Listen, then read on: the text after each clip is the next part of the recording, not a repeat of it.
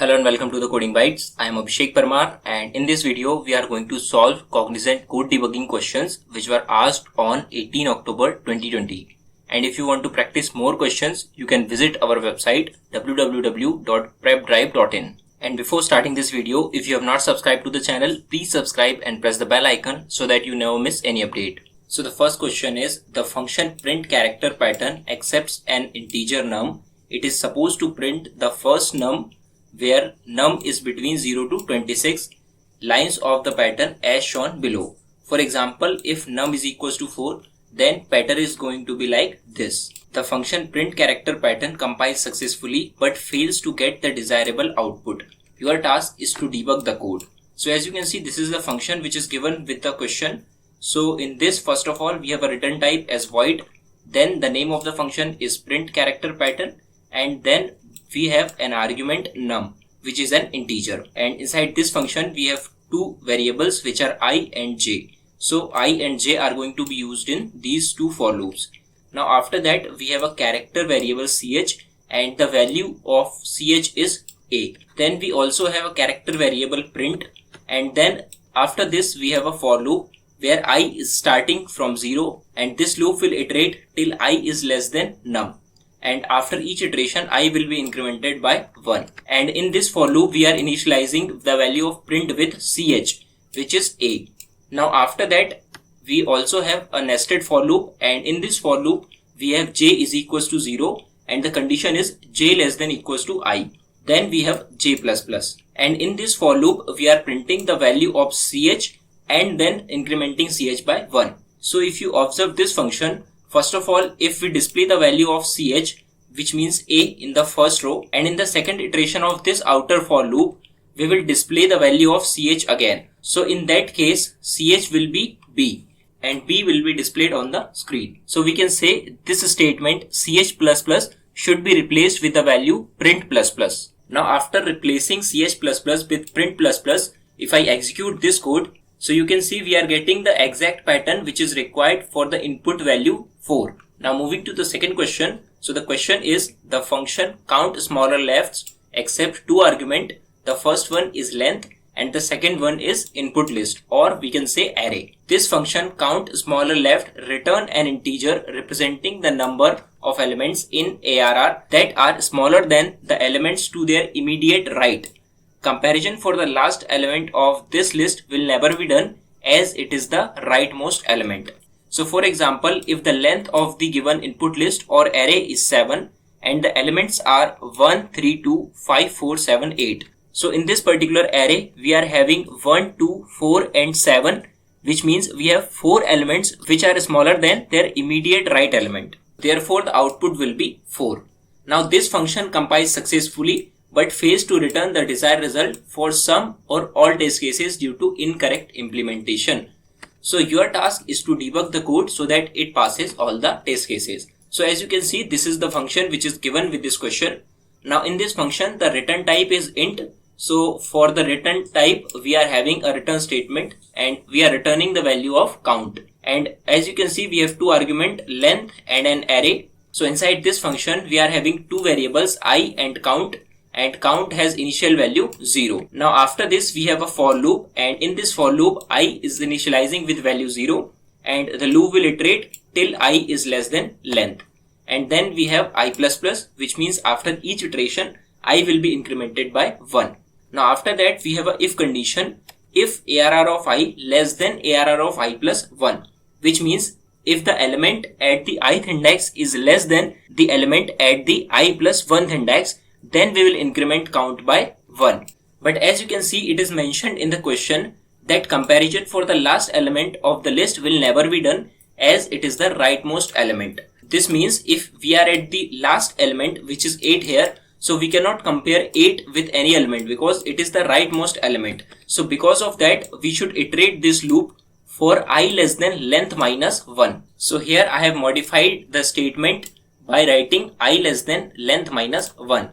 Now if I execute this code, so as you can see we are getting the output 4. Now after changing this, we can move to the next question. Now moving to the next question. So the question is, the function matrix boundary sum accept 3 arguments row, column and a matrix of integer values. The function matrix boundary sum returns an integer representing the sum of the boundary elements of matrix. For example, if the value of row is 3 and the value of column is also 3 and we have a matrix like this, then the boundary elements are 3, 2, 1, 5, 9, 8, 7 and 4, which you can see like this.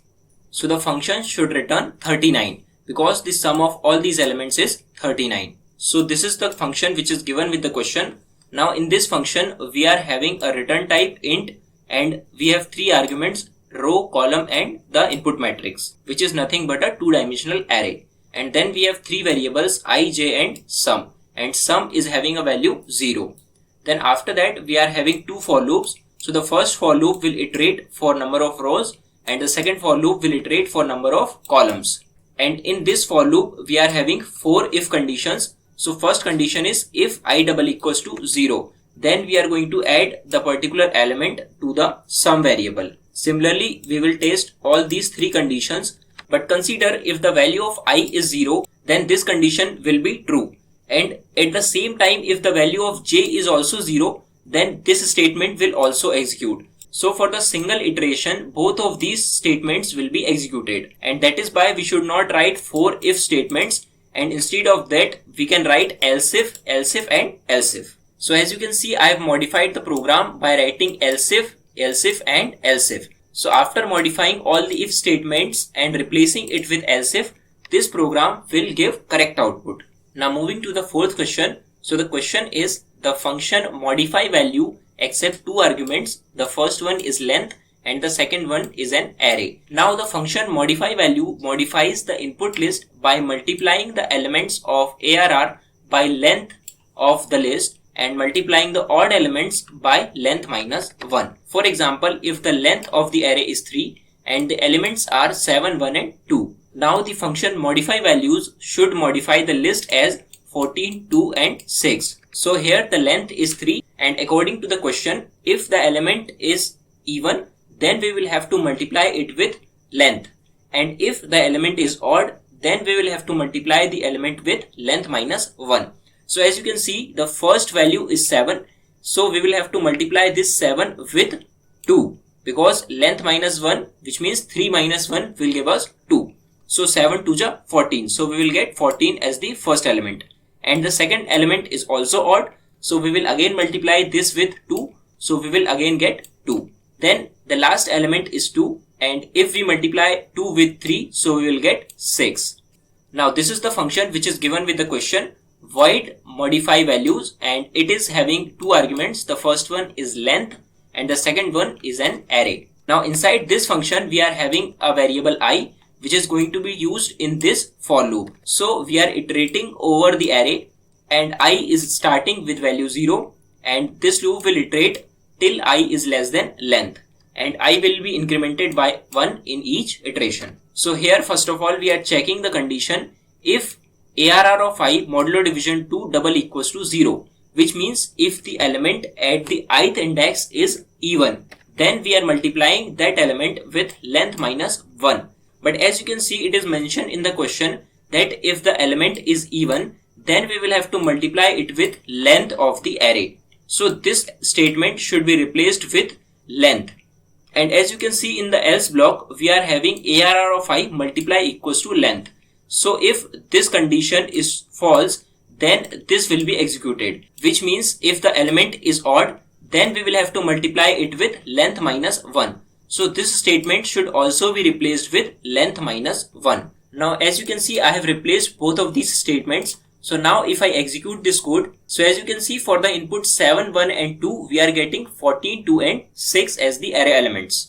Now moving to the fifth question. So the function same element count returns an integer representing the number of elements in the input list, which are even numbers and equal to the element to its right. For example, if the input list is this, then the function should return 3 as the output, as it has 3 similar groups which are 4, 4, 4, 4 and 2, 2. The function same element count accept 2 arguments, which is one is size of the array and the second one is the input array. Then the function same element compiles successfully but fails to return the desired result for some test cases due to incorrect implementation. So your task is to debug the code so that it passes all the test cases. So as you can see, this is the function. Now in this function, we are having two variables, I and count, and the count has value 0. Now in this, we have a for loop. So in this for loop, we have a condition input list of I modulo division 2 double equals to 0.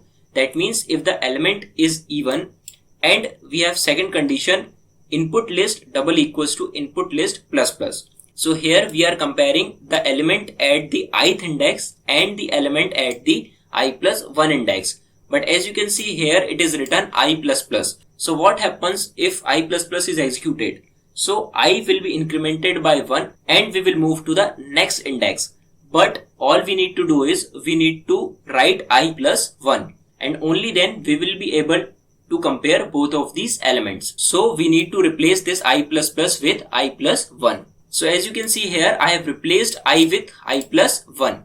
Now if I execute this code, so you can see I am getting the output 3. So that's it for today. I hope this video will be helpful for you. And if you want to watch such kind of videos in future, please don't forget to subscribe this channel. And for the latest resources of all the companies and job updates, you can visit our website www.prepdrive.in. The link is available in the description box. Do visit, and thanks for watching.